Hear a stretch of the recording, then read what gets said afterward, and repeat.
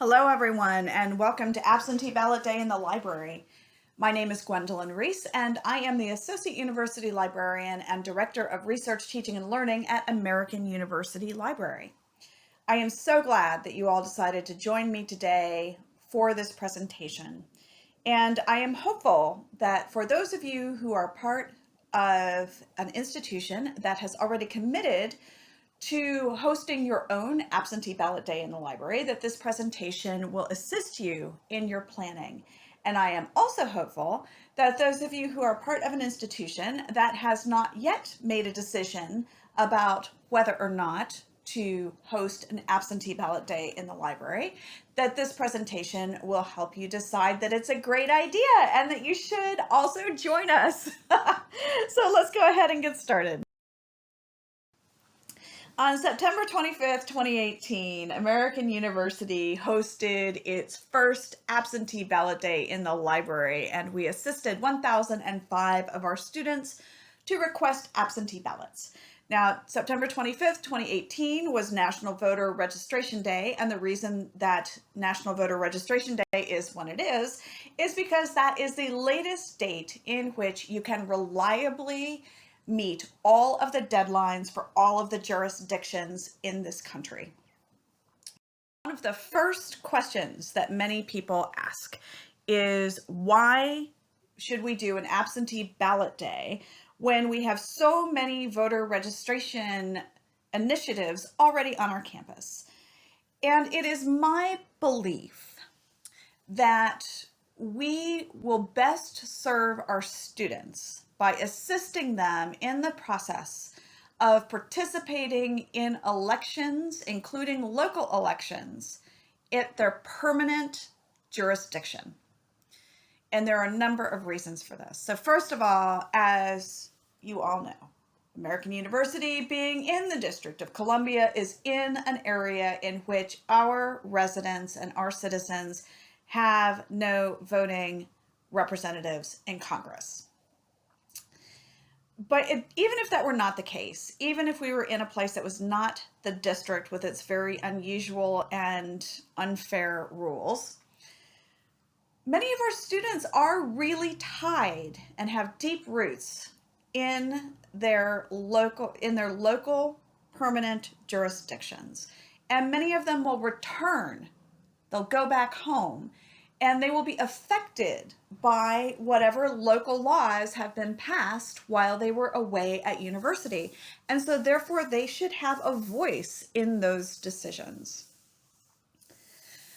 On the other hand, just logistically, if we hold voter registration drives and what we're doing is registering students to vote in their temporary addresses, then they have to remember to re-register every single time they move.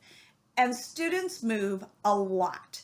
So they can really kind of find themselves disempowered or in trouble for not remembering to re-register if they end up voting in the wrong place. So I think sometimes we are doing our students a disservice by registering them to vote in a very transient situation. So if we are encouraging our students to vote at their permanent address, the problem with that solution is that many of our students are not local. They're not going to be there during the time of the election. And even if it is in state, they can't necessarily afford to travel, and they can't necessarily afford to take time away, both from their schoolwork and also from their jobs. And these considerations are especially important when we're talking about our low-income students. This burden falls even more heavily on them. The other challenge with helping our students register and be able to vote in their permanent jurisdictions is that the forms and processes are widely variable and they are not intuitive. And so these are the reasons why I initially proposed a absentee ballot day in the library so that we could help our students navigate this process. And I believe that it was appropriate for a library to do this because this really is about helping people navigate through government information. So what we provided was free printing and copying for IDs for those students who lived in jurisdictions that required IDs. We provided stamps and envelopes. We set up computers and gave them assistance with the forms. Then we gathered the mail and took it for them, and we had made arrangements with our UPS store on campus to accept and mail the forms on our behalf. For those students who live in jurisdictions that require it, we provided signed witnesses. And then when they got their ballot, we provided stamp, envelope, signed witnesses at our service desks if they needed it. So again, my goals for the presentation today are to explain AU's absentee ballot day process, to advocate for all WRLC libraries to participate in 2020, and to promote a toolkit that I made to make this as easy as possible for people. I also, by the way, now have created a listserv in which we can share information, and feel free to contact me should you want to know how to get onto that listserv. And I want to outline some of the critical decision points that are necessary should you decide to offer your own absentee ballot day in the library. So, why again do an absentee ballot registration day? What does it accomplish? So first of all, at the very baseline, it assists our students in exercising their fundamental rights as citizens.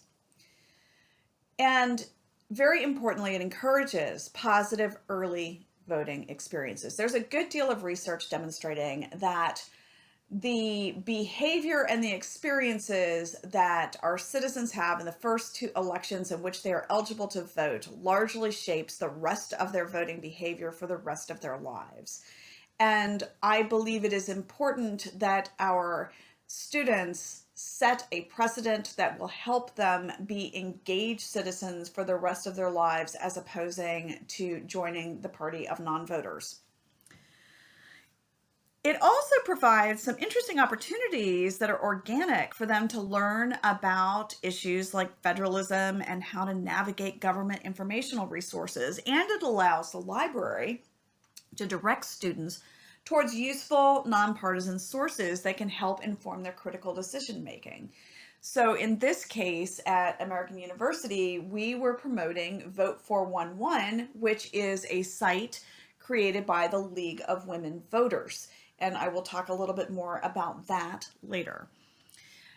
But importantly to me, it also centers the library as a place of civic engagement. If I could wave my magic wand and make one change in the way in which we are seen as libraries, I would like the transformation to be away from being seen as places that are almost warehouses of information and into institutions that empower people through information. And I believe that this type of an event helps us make that shift in the way in which we are perceived. It also enables very positive partnerships with student government. Student government is always interested, in my experience, with trying to get students to vote, and they really want to do this. But the problem with student government and the challenges that they have is that student government is not here over the summer, and their officers rotate at the end of every academic year.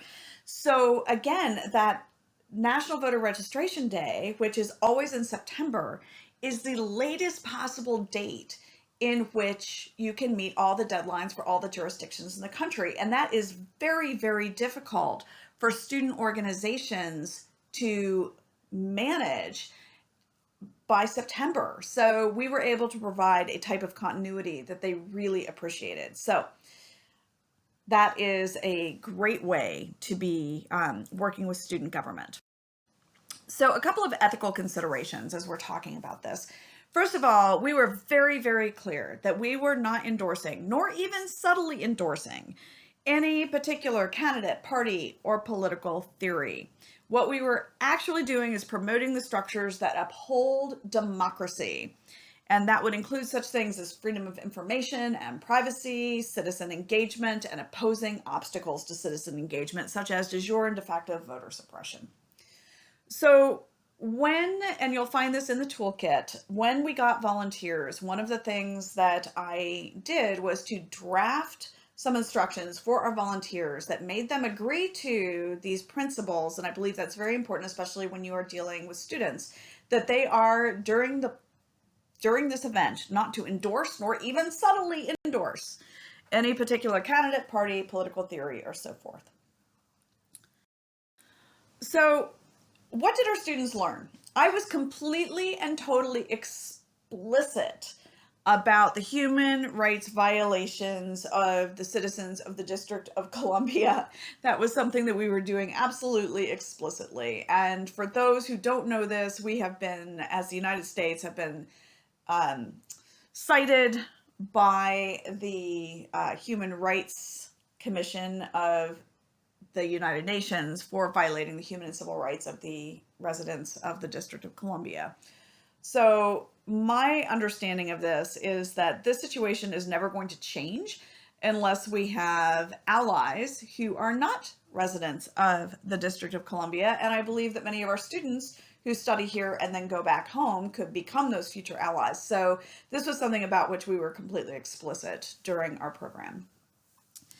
But again, they also learned about the library and experienced the library as a place for citizen empowerment, and librarians and staff who work in libraries as allies in trying to empower people. And again, this was an implicit lesson, but I hope that they take this with them as they also go back and think about public libraries and other forms of allies and other forms of libraries. So another thing that I found really fascinating and exciting was that a lot of them learned some lessons about federalism and voter suppression without us having to say anything about them. So one of the things that we did is that we put a whiteboard up in which I had figured out what states required things like voter IDs, and we wrote them all up there, and people were in line with their friends that were from all over. And as I was walking by and we were working with people, one of the students grabbed me, and actually this happened several times, but just one in particular I'll share. And I believe he was from one of the Carolinas, and he said, why is this so much harder for me than it is for my friend who was sitting there, who was from Massachusetts? And, instead of me as a 50-year-old woman saying, well, allow me to tell you about voter suppression, I was just able to say, well, why do you think it's so much harder? And he could see it right there. And he said, they don't want me to vote.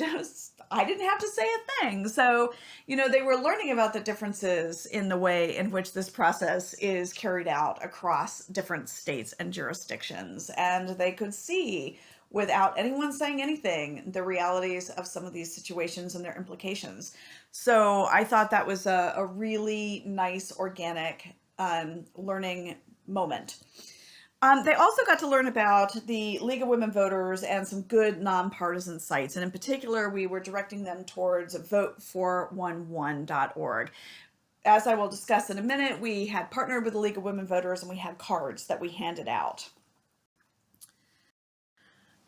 So for our partnerships, the District of Columbia League of Women Voters sent a number of volunteers, and we got cards from them about Vote 411. So the League is strictly nonpartisan, and vote411.org is an amazing site if you do not know about it.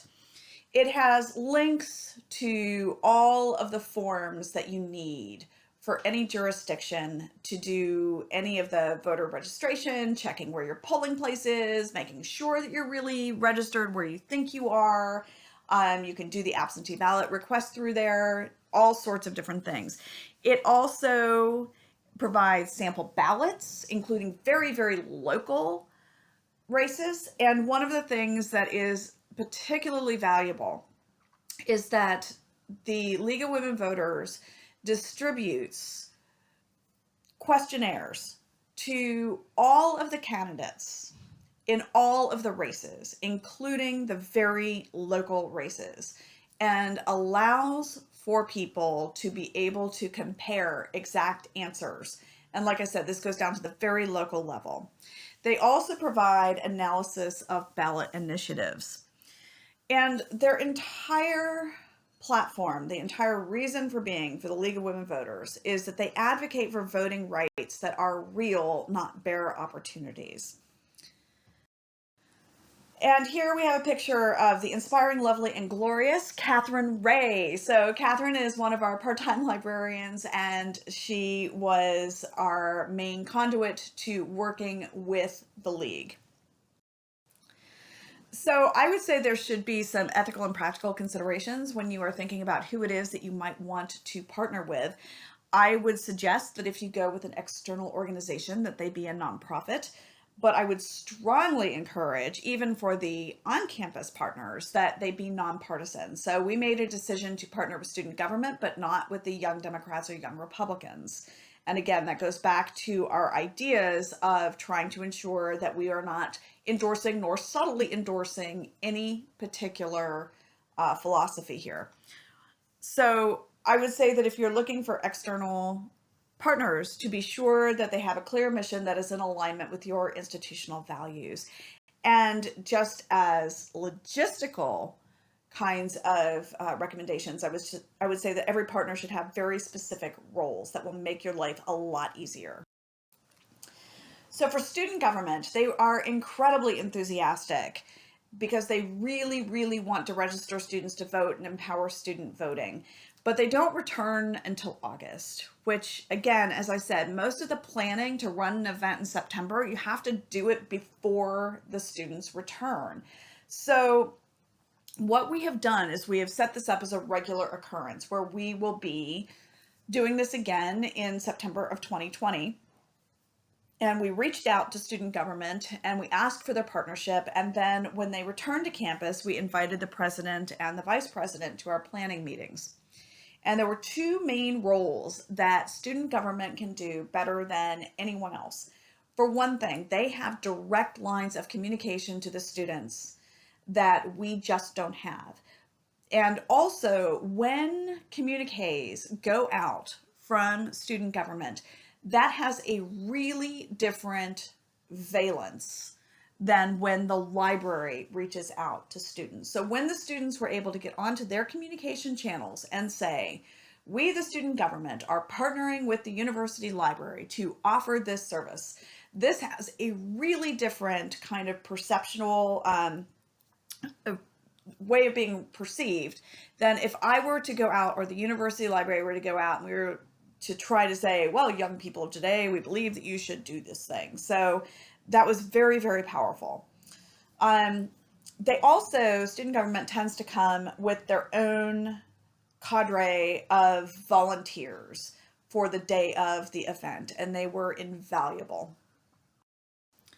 We also were working with the Alumni Association. Now, the reason that this happened is I realized that they were running their own voter registration, but they were registering people to vote in the District of Columbia, which I did not want, because if they are eligible to vote someplace that is not the District of Columbia, as we have said, they have voting representation in Congress any place else pretty much. So I interceded with them and got them on board instead with Absentee Ballot Day. And they also sent quite a number of volunteers on the day of, and that was very helpful. Now, the one thing that was a little challenging with them is that they had signed a contract with TurboVote. And from my perspective, TurboVote was problematic. First of all, TurboVote sends an awful lot of emails, and I didn't really like the fact that so many of our students were signing up to just kind of be constantly emailed by TurboVote.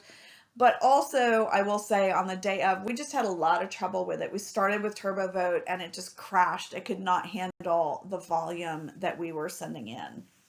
So we ended up switching partway through the day. So here I have made a toolkit, and I will also put this URL back up at the end. But what I tried to do was to make this as easy as possible for anyone to offer an absentee ballot day and to not have to duplicate work that I had already done. So I'm hopeful that this is helpful. And just some quick idea of what is in that toolkit. There's the introduction, how it really looked. I listed out like these are the major planning points, the decision points that you'll need. I also created a bunch of editable documents such as a planning document, a to-do list, a budget, which this is very minimal budget, but still I thought that might be helpful for people if they're trying to make a proposal to their administrator. I also created those editable partner invitations and absentee volunteer information. Then there's a few different flyers in here, or a few different files in here that are graphic, that are there for kind of inspiration. So let me go through some of the decision points. First of all, you will need to choose a date and time. And I would strongly recommend National Voter Registration Day. And I've already gone through why National Voter Registration Day is when it is. But of course, the other thing is that people are kind of used to it. So it's already got that idea of registering to vote on people's minds. Now, we decided to run from 8 to 10. But we actually ran closer to 11 because I was not going to turn away anyone who was in line. And we definitely had lines. We had times in which people were standing in line for over an hour, and they were incredibly patient, which was inspiring. So for us, in our experience, we're a late rising campus, and so we started at 8 a.m., but I would say that it didn't really pick up until around 10:30. And then from about noon on, we had lines just wrapping around the library.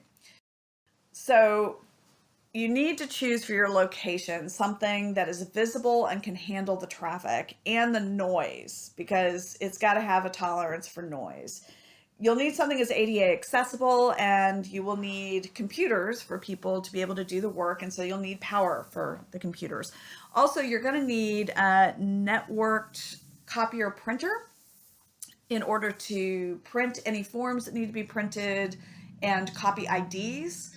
And those often require a specialized power or network kind of situation. So for us, that determined a lot of where we were looking for our location. Also, you'll want some place where you can hang some posters. Also, you will want to make a decision pretty early on about your partners. I would strongly, strongly, strongly recommend student government for especially those communication channels and messaging. And I will also say that this set up a really lovely dynamic between student government and the officers that year and us, the library. We were able to go back and forth. They would reach out to us for things. We could reach out to them for other things and ask them if they'd be willing to use their communication channels. And it just set up a really nice collaborative dynamic. Also, I would recommend going ahead and taking a look at reaching out to the league and maybe others like the Alumni Association. I would recommend taking a look at a portal site, and there are a few of those. I mentioned TurboVote, which we had problems with. We ended up switching to vote.org. You could also use Vote 411. And this next year, I'm going to take a look and see if Vote 411's absentee ballot section is a little bit easier than it was last time. But if you choose a portal site, and I would recommend one, then I would recommend making it the home screen on the computers that you will be using for the event. Also, make a decision about nonpartisan research resources. And like I said, we were handing out vote411.org cards. And one of the things that we were also doing was encouraging our students to not just think about national politics, but also local elections and the importance of those. And again, Vote 411 gives you all sorts of information down to the most local levels and races. And then you'll need to make a decision about whether or not you wish to offer additional support for the ballots. And as I said, we were telling students that they could bring them back if they were in a jurisdiction that required signed witnesses, and some of them do. And we also said if you don't know where to get a stamp, you need a stamp, come on back, we'll give you a stamp. If you need an envelope, if you need anything, just bring it on in and we will help you out. And so they could go to one of the desks and we would deal with that. A few day of discoveries. First of all, we needed to speed up. We discovered that it takes about 10 minutes or so per student, and possibly longer if we were going through TurboVote. So some of the ways in which we sped up is that, as I had mentioned, I put a list of the states that needed IDs on a whiteboard, and we just erred on the side of giving them. Sometimes you could need it or not need it depending on whether or not you had a particular number, and we just gave them. So some of the states require that you put a copy of the ID in with the ballot application, some in with the ballot. What we just did was made 2 copies of every ID if they were from one of those states, and told them to put 1 in each, because it's better to have it and not need it than to need it and not have it. We also kept a list on that board of weird things we found. Again, they were really good examples of some de facto voter suppression. So, for example, one of the states required this precinct number, and you could find it online. It was not easy to find, and so it was just challenging to find it, and I don't think our students from that jurisdiction or from that state would have been able to get through this process without our help in all likelihood. And another one, you had to have your original voter ID number. And again, you could find that information online, but it was not intuitive. So we just put all those things up on the whiteboard as we were finding them. Now, for this next time, if you are interested, email me, greece@american.edu, and I will give you instructions about how to join our listserv. And the intention is that we're going to do all of this work in advance and then just spread this out so that we don't have to duplicate effort. And we'll put together a list of weird things. Okay, so a few different things that were really surprising. The first one is an issue that did surprise me, but when I thought about it, probably shouldn't have. And that is that many of our students, had exactly no experience with snail mail. They've just never done it. I mean, they do everything online. They do all of their communication online. They don't send letters. They do their banking online. They just do everything online. So they just did not know how to handle snail mail. So, and what I mean by that is, like, they did not know how to address an envelope. So as we were out there, our wonderful graphic designer, Erica, realized what was happening, and she ran back and she made a poster, and this is kind of a picture of the poster here, explaining to them how to address an envelope. And they also didn't know things like you fold the paper in thirds, so we were explaining that. Now, again, once I thought about it, why would they know how to do this, right? I mean, there's no reason why they would have encountered this before. But that made me very anxious, because what that means is that if you want to, at some point in time, suppress youth participation in our electoral process, all you have to do is make everything go online, and a lot of them will not participate. So I wanted to do a bit of kind of future proofing for our students so that they at least now have done this piece sometime prior. So another thing that goes along with this is that they have no experience with forms that don't use skip logic. They've been doing everything online. So one of the things that we encountered is when they were dealing with some of the paper forms that are required by some of the jurisdictions, and they would hit a part that they're just supposed to leave it blank. Like, your name has not changed, you leave it blank. That would make them really anxious, and they would want somebody to look over it and tell them that it was okay. And so again, this goes into, the way in which you could have de facto voter suppression. Another thing that we needed is more computers. We had, I believe, about maybe 16 computers. We easily could have doubled that. And so we will need to do that next time. But another thing that was really surprising and deeply touching is how grateful and patient they were. Many of our students waited in line very patiently for over an hour. And then they went out and they got their friends, and they came back and they waited for over an hour again to assist their friends in going through this process. And so with that, in terms of the things that were very surprising, is it was really deeply affecting on our library staff, including me. I mean, there are times in which I would like duck into the back, just all teary-eyed, just being so moved by how dedicated our students were. And it really just gave me a lot of hope. So here again is the toolkit for Absentee Ballot Day in the library. And I am incredibly happy to talk to anyone about this at any time. Just let me know. And like I said, also, please feel free to contact me if you would like the information about how to join the listserv. And the point of that, we're not going to be sending out like a lot of different stuff, but the point of that is so that when we are doing planning, we can share things. And I've got a number of different institutions. I believe at this point in time, I think we have 19 or 20 academic libraries across the country who have committed to joining this effort. So we will be doing things like we have a graphic designer who's going to share some files for promotion and so forth. So it's just a way of us trying to spread the workload a bit so that this is as easy as it possibly can be for any of us to help our students be empowered to vote. Thank you so much.